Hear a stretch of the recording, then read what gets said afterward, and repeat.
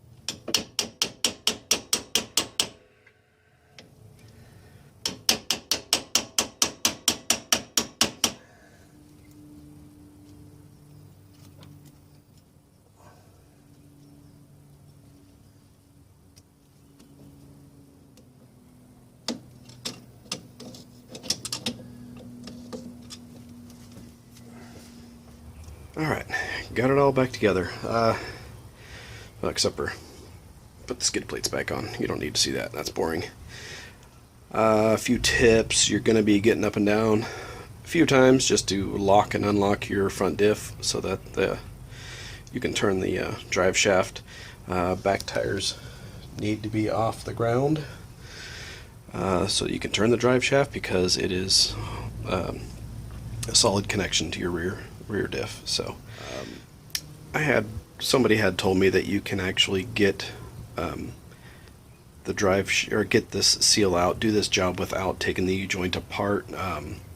I attempted to get my 19mm in there and remove that nut without taking the U-joint off, and I couldn't get it to break loose, so ended up just taking the U-joint apart. Not that big a deal, but I think that's about it. Not that difficult, kind of tedious getting those U-joints apart, and the workspace, obviously you're crawling around underground on the ground the whole time. So anyways, hope that helped.